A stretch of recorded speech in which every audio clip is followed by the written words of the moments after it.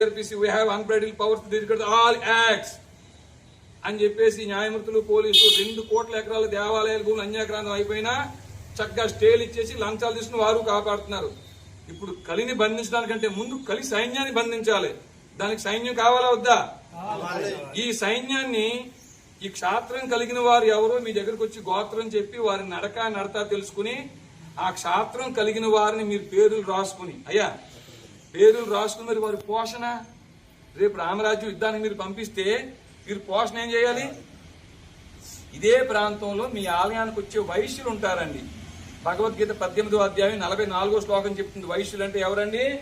కృషి గోరక్ష వాణిజ్యం వైశ్య కర్మ స్వభావజం పరిచర్యాత్మకం కర్మ శూద్రశ్యాపి స్వభావజం. ఈ వైశ్యులను శూద్రులను సహాయం అడగండి.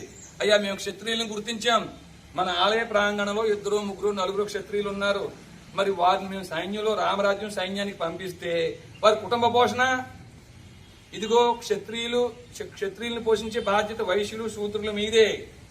మీకు బోధించే బాధ్యత బ్రాహ్మణులు అయిన మేము తీసుకున్నాం. మీ బాధ్యత మీరు నిర్వర్తించండి.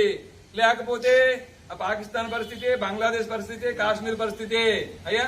కాబట్టి ఈ కార్యం తమరు చేయగలరా స్వామి? అయ్యా నా పేరు వీర రాఘవరెడ్డి, నా గోత్రం మహిపాల, నా వర్ణం శూద్ర, నా ప్రవర కాశ్యప, మా వంశం ఇక్ష్వాకు, నా ధ్వజం గరుడండి అయ్యా, నా శంఖం పాంచజన్యం. అంటే అయ్యా నవ్వు రావద్దు.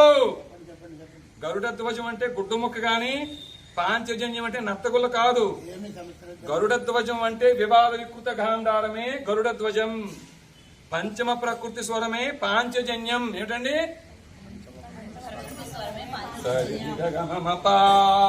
పంచమ స్వరమే పాంచజన్యం. వివాద వికృత గాంధారమే గరుడ ధ్వజం. చించేస్తే చిరిగిపోవడానికి అది కాగితం ముక్క కాదు, గుడ్డ ముక్క కాదు. 12 స్వరస్థానాలు దాటి రావాలి. అయ్యా వింటున్నారా మహాత్ములారా?